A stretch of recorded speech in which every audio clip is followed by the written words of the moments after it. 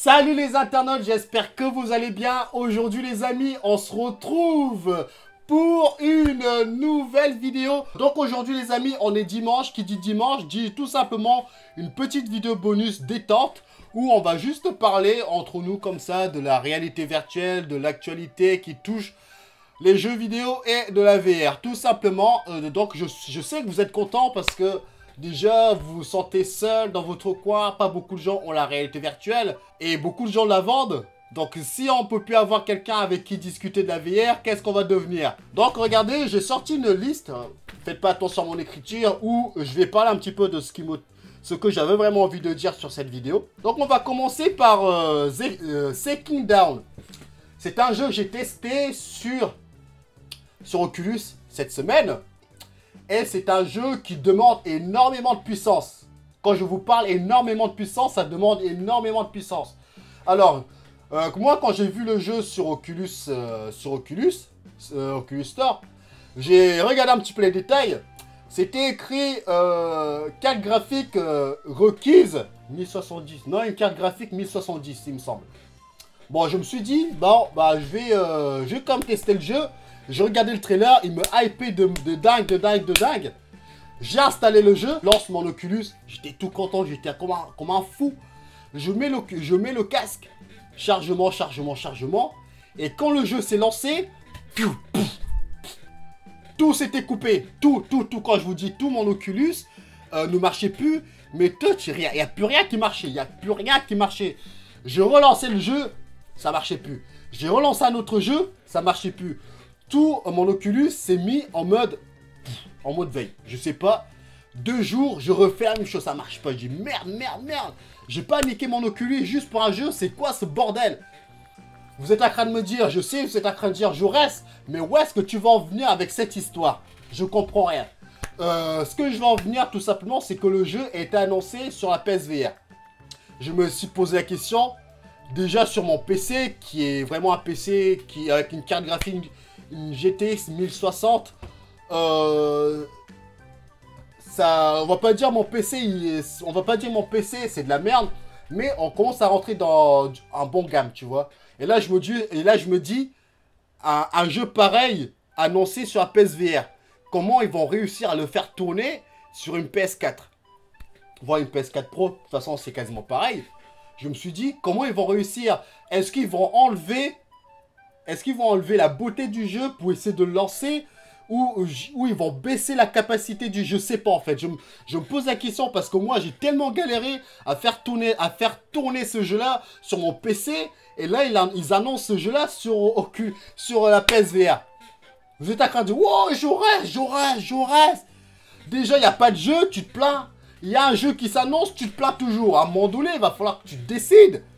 Je dis tout simplement, j'ai testé aussi un jeu sur Oculus Rift, l'Exorcist, qui est annoncé sur PSVR. Donc le jeu est sorti. J'ai eu beaucoup de retours comme quoi le jeu n'était pas très bon sur PSVR, alors que moi je l'ai bien kiffé sur Oculus Rift. Apparemment c'est dû un petit peu la réduction de la vue quand on avance dans le jeu. Et c'est vrai que ça pose problème à 80% des gens qui jouent, parce que ça t'enlève l'immersion du jeu. Et je repense un petit peu ce que j'ai regardé un live sur Solus PSVR qu'ils étaient en train de faire. Ils disaient pourquoi ne laisse pas aux joueurs de choisir quel style de vision ils ont envie d'adopter à leur gameplay. C'est un peu dommage de sortir un jeu et que le jeu n'est pas exploité à 100%. Et du coup, ça casse un petit peu l'immersion, et il y a pas mal de joueurs qui sont mécontents. Si on peut aller dans les options, c'est dommage qu'on peut pas aller dans les options et de choisir quel style de gameplay on va adopter pour pouvoir jouer à un jeu pleinement, tout simplement, ou on est obligé d'attendre toujours des mises à jour. En tout cas, je suis pas en train de me plaindre par rapport au jeu qui va arriver, ne confondez pas tout. Je suis seulement en train de me poser des questions. Comment ils vont réussir à adapter ce jeu-là sur la PSVR, en sachant que le jeu demande énormément de puissance. Est-ce qu'ils vont réduire le coût du jeu, c'est-à-dire au niveau graphique, et après les gens de la PSVR ils vont dire « Bon, en fait, ce jeu-là, c'est de la merde, en fait. Jaurès nous a vendu du rêve, mais en fait, ça vaut rien du tout. » Bah, c'est pas de ma faute si sur mon PC, sur mon Oculus, le jeu tourne quasiment bien et que sur la PSVR, ils ont baissé les capacités pour pouvoir le faire tourner.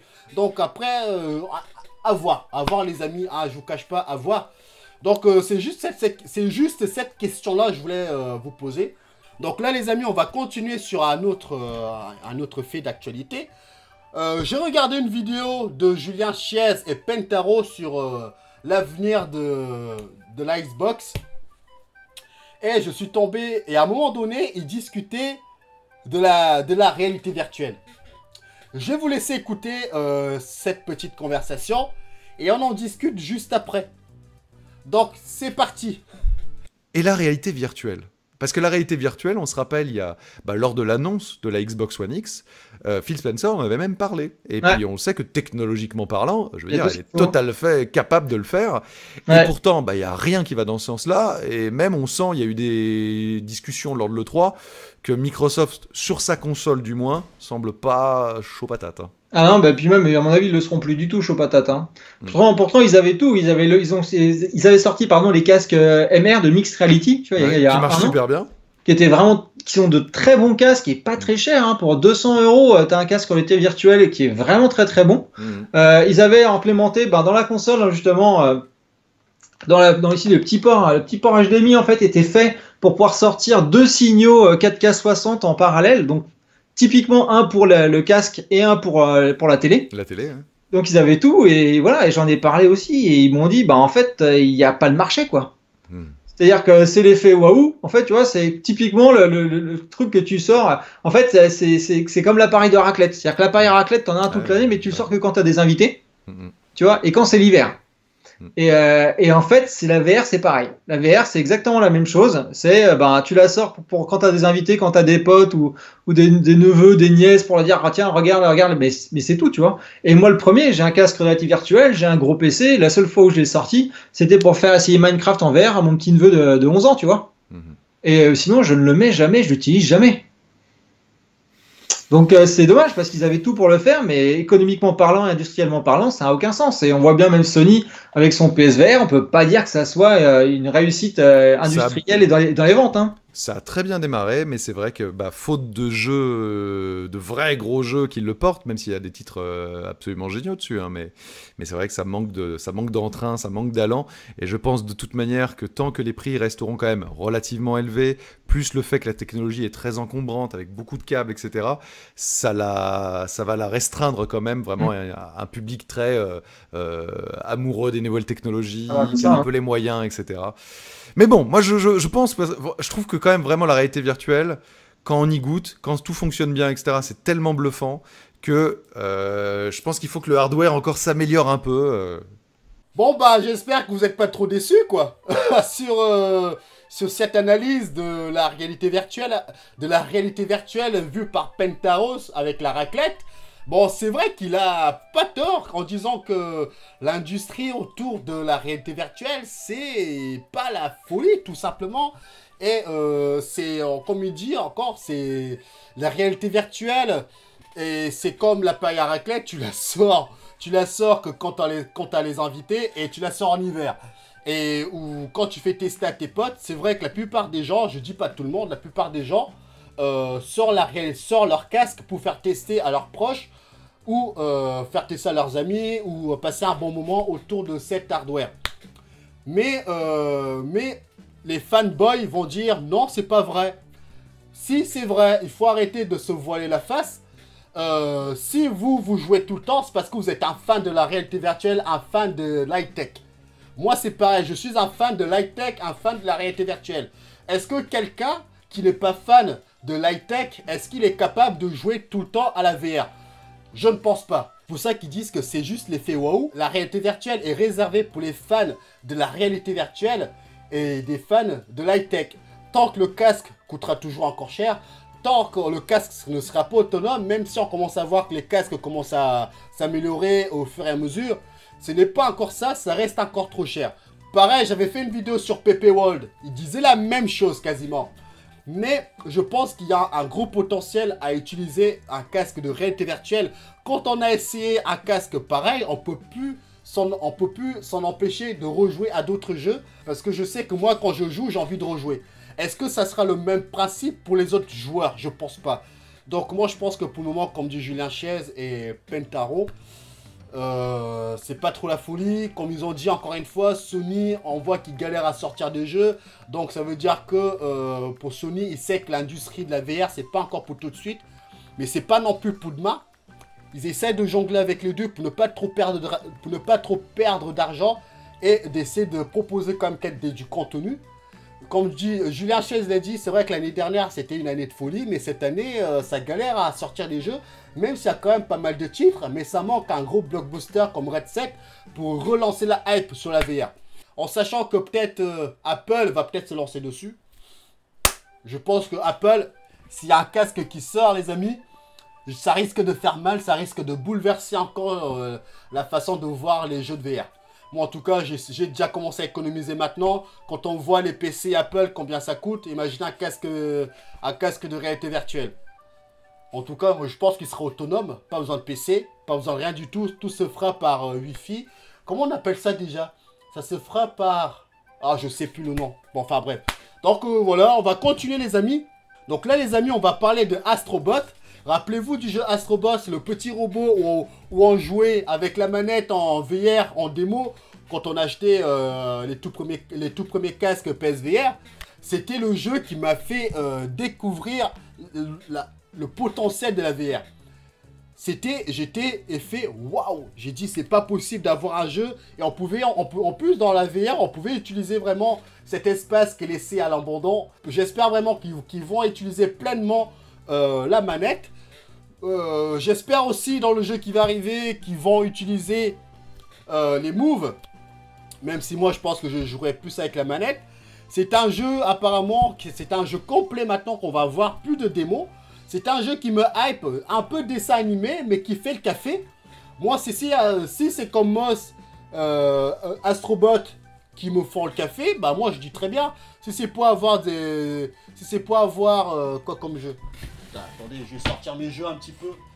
Alors, si c'est pour avoir... Ah ouais, Regardez un petit peu ma collection des trucs. Enfin, là, c'est la vidéo... Oh putain. C'est la vidéo un peu détente. Regardez les petites mines d'or que j'arrive à trouver. Les petits jeux Nintendo 64. Enfin, c'est pas ça le thème de la vidéo. Regardez, si c'est pour nous sortir des jeux The Impatient qui font pas le café... Bah, je peux faire encore jouer un bon petit jeu Astrobot où je vais pouvoir bien m'éclater là-dessus. Donc en tout cas, une très très bonne nouvelle. Vous allez me dire, donc en tout cas, c'est vraiment une très très bonne nouvelle qu'on a là, de savoir que Astrobot va arriver sur la PSVR. Donc moi je suis vraiment content que le jeu complet arrive. J'en parlais déjà, je dis putain, pourquoi ce jeu-là n'arrive pas complet sur la PSVR? Il y a un putain de potentiel de vente qui pourrait se faire là-dessus. Un an plus tard, bon bah le jeu va arriver. Donc moi ça me va, moi je suis content que le jeu va arriver. Ça me motive à faire des vidéos, même si c'est vrai que ce mois-ci j'ai galéré à faire des vidéos sur la PSVR. Mais ne vous inquiétez pas, The Persistence est téléchargé. Il ne reste plus qu'à tourner la vidéo qui va se faire peut-être aujourd'hui, peut-être demain. J'ai bien lu vos commentaires en disant Jourès, fais attention, prépare tes couches, tu vas avoir peur. Attention, j'ai déjà peur rien qu'en lisant vos commentaires. Donc en tout cas, j'ai hâte de tester la vidéo demain. Donc là les amis, nous allons finir avec une information Amy Hennig. Alors qui c'est, vous allez me dire, mais qui c'est cette dame? Amy Hennig, c'est un personnage fort de l'industrie du jeu vidéo. Elle a travaillé dans le plus gros blockbuster, pour ma part, en tout cas pour le moment, sur le Sony. C'est tout simplement une Uncharted. Donc c'est pour vous dire à quel point c'est un personnage haut placé. Mais malheureusement, elle a été virée, entre parenthèses, du studio Naughty Dog. Donc, elle est partie comme ça, un peu à gauche à droite. Et là, je sais plus dans quel studio elle est tombée. Elle travaillait sur un jeu Star Wars. Mais le jeu a été abandonné. Malheureusement, en ce moment, elle accumule des échecs. Entre parenthèses, encore une fois, c'est pas de sa faute. C'est juste pour vous dire, c'est qui le personnage. Quand on voit son CV, on dit que elle a de l'influence, tu vois. Elle a vraiment de l'influence. Apparemment, Amy Hennig s'intéresse de très très près à la réalité virtuelle. Donc, si on pense qu'un personnage fort comme elle, qui s'intéresse de très très près à la VR, ça veut dire qu'elle va peut-être se lancer dessus ou peut-être créer son propre studio où elle va se concentrer ou consacrer à la réalité virtuelle. Donc en tout cas, c'est une très très bonne nouvelle que Amy Hennig s'intéresse de très très près à l'industrie de la réalité virtuelle. Peut-être un jour, elle va nous sortir un gros blockbuster sur la VR. Après, tout dépend de ce que la VR va... est-ce que ça va monter ou ça va descendre? Si ça monte, je pense qu'elle va s'investir à 100% là-dessus. Mais si ça descend, ça serait difficile qu'elle y reste. Mais en tout cas, c'est une très très bonne information qui donne de l'espoir aux jeux de réalité virtuelle. Que même un gros personnage comme ça s'intéresse de très très près à la VR, c'est peut-être pas une bonne chose. Donc je pense que j'ai tout dit. Donc voilà les amis, donc voilà, fans de jeux vidéo et de la réalité virtuelle. Salut les amis, ciao ciao. Et les internautes, si jamais cette vidéo t'a plu, n'hésite pas à liker, à commenter ou même à partager cette vidéo. Ou sinon, si t'as un peu le temps, t'as d'autres vidéos qui vont s'afficher là. Tu peux regarder celle-là ou celle-là. Sinon, moi je te dis à la prochaine. Ciao.